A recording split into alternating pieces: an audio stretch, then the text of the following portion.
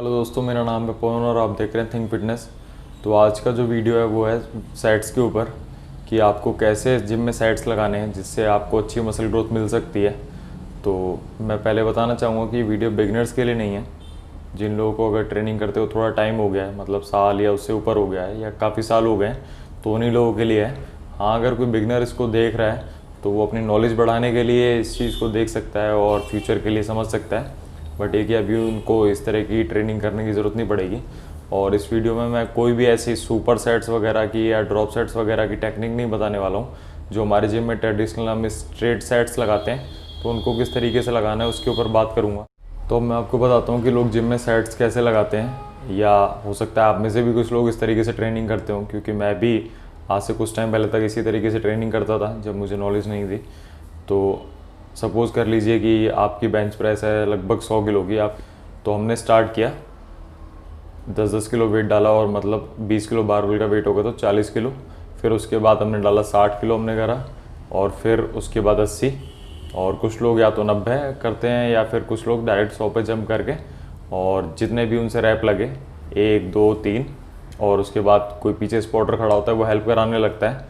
तो generally training करने का यही तरीका है। आपने नोटिस किया होगा, हो सकता है आप भी करते हो, क्योंकि मैं भी यही करता था। हम अपने हर सेट को एकदम फेलियर तक ले जाते हैं, मतलब जितनी हमारा मैक्सिमम पोटेंशियल है कि अगर हम 100 किलो उठा सकते हैं तो हमें वो हर बारी 100 किलो तक ही लेके जाना है, जो हमारी ट्रेनिंग करने का पैटर्न बन जाता है। तो अब मैं बताता हूँ कि हम लोगों को ट्रेनिंग एक्चुअल करनी कैसे चाहिए। तो इसमें कोई सुपर सेट वगैरह की ये सब तो टेक्निक है नहीं। तो आपको स्ट्रेट सेट्स कैसे लगाने हैं अब मैं ये बताता हूँ अपने एग्जाम्पल से। तो मैंने स्टार्ट किया, मेरे ट्रेनिंग में था 4x5, मतलब कि मुझे 4 सेट लगाने थे 5-5 रैप्स के। तो मैंने अपने जो ट्रेनिंग पहले वार्म अप किया, और उसके बाद अपना 10-10 किलो प्लेट डाली, और उसके बाद 40 किलो से कुछ रैप किए, फिर 60 से किए, और उसके बाद 70 से किए। अब जो मुझे 4x5 लगाना था वो मैंने अपने सेट्स लगाए हैं 80 किलो से, कि मैंने जो चारों सेट हैं वो 5-5 रैप 80 किलो से कंप्लीट करने के बाद वो मेरा वर्कआउट कंप्लीट हो गया उस मूवमेंट का। और उसके बाद जो भी मेरी सेकंड मूवमेंट थी मैं उस पर स्टार्ट कर दिया। तो मतलब कि आप अगर सेट्स लगा रहे हैं मसल ग्रोथ के लिए, स्ट्रेंथ ट्रेनिंग की मैं बात नहीं करूँगा क्योंकि उसकी प्रोग्रामिंग एकदम ही अलग होती है। तो अब मैं आपको सिंपल तरीके से समझा देता हूँ। सपोज़ करिए कि आप 80 किलो के 12 रैप लगा सकते हैं एक सेट में।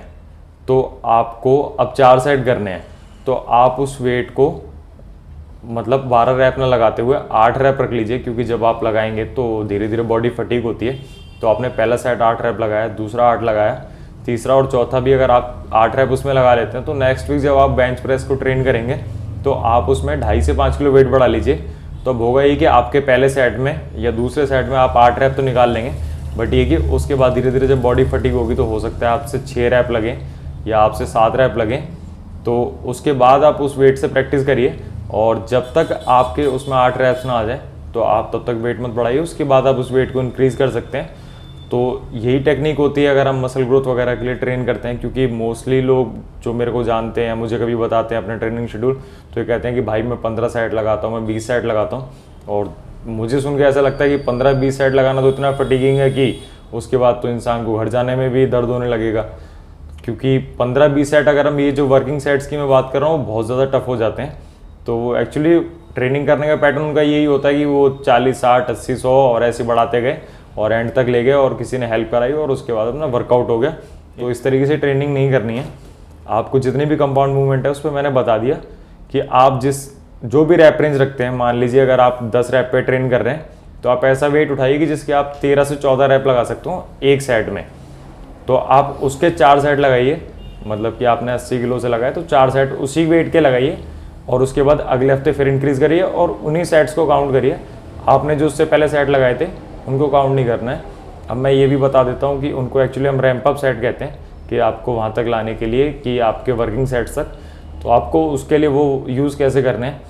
तो आपको जैसे अगर 10 रैप में आप ट्रेन कर रहे हैं तो आपने 40 किलो उठाया तो उसके आप 8 से 10 रैप करिए।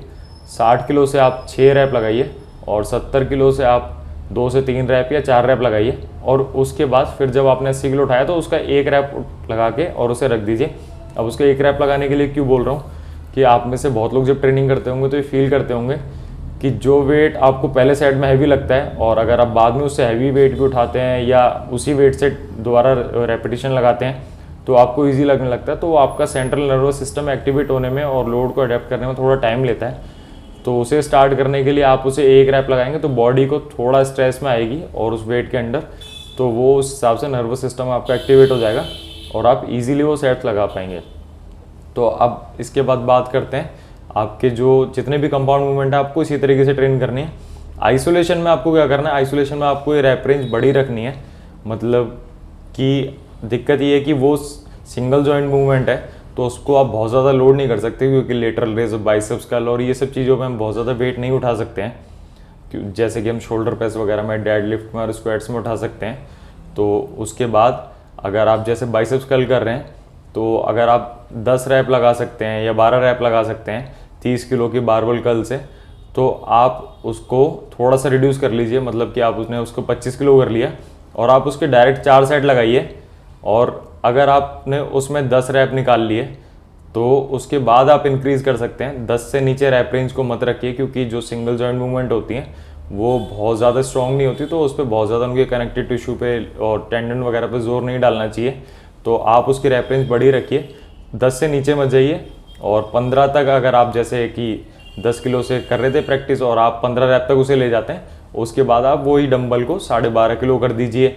या अगर आप बारबल कर्ल लगा रहे थे तो उसमें 25 किलो वेट था तो आप उसको 30 किलो कर दीजिए। तो इससे ये होगा कि आपका जो लोडिंग पैटर्न है वो भी ठीक बना रहेगा और आपको ठीक ठाक स्टिमुलस भी मिलता रहेगा। और इस तरीके से आप सेट लगाएंगे तो आपको 6 से 8 सेट ही बहुत टफ लगने लगेंगे और आपकी जो ग्रोथ है वो, मुझे ऐसा लगता है 2 से 3 महीने में आपको बहुत अच्छे चेंजेस देखने को मिल सकते हैं।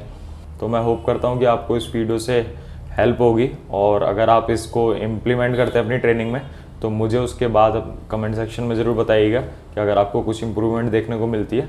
और अगर आपको वीडियो अच्छी लगी हो तो वीडियो को लाइक करें और चैनल को सब्सक्राइब ज़रूर कर लें, ताकि फ्यूचर में आने वाली वीडियोज़ भी आप देख सकें।